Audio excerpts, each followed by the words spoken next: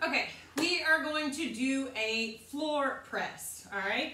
So I like floor presses a lot because you have the full support of the floor. It allows you to push some heavier weight. Most people are pretty comfortable doing this movement again because we're laying on the floor and it is a fully supported movement.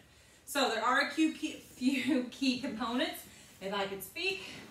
So if you are using really heavy weight with your floor press and you don't have a spotter, the easiest way I have found to get my weights up is to lay back, drive my elbows into the floor kind of as a kickstand, and then I got those weights up and then I drive them up, okay? But if you have a spotter that can hand them to you, that's always the safest route. If not, try my kickstand method.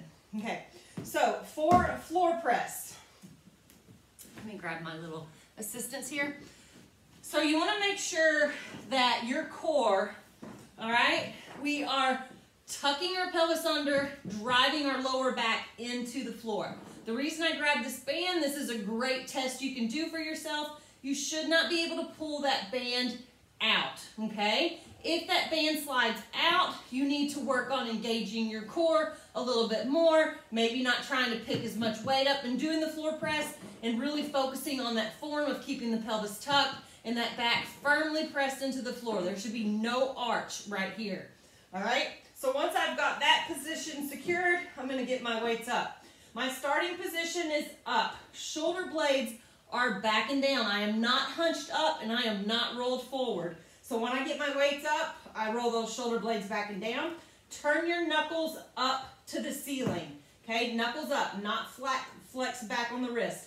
Knuckles up, neutral wrist. Reason being, as you get stronger and stronger, if you put more and more weight on a flex wrist like this, you're gonna have a whole lot of wrist pain, which is probably gonna go to elbow pain, which is probably gonna go to shoulder pain. So learn how to do your presses correctly from the get-go.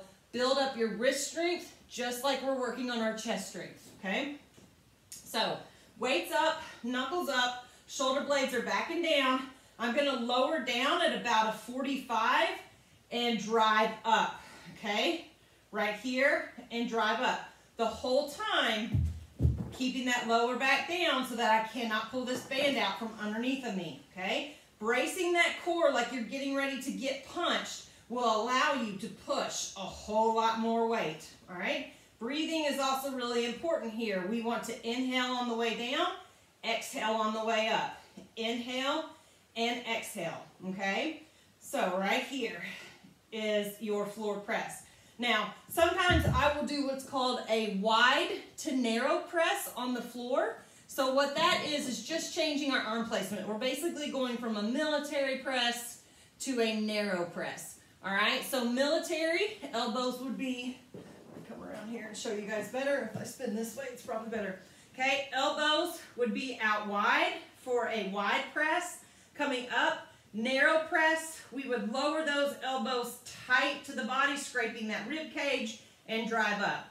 So wide to narrow, wide to narrow, okay? So there is your floor press.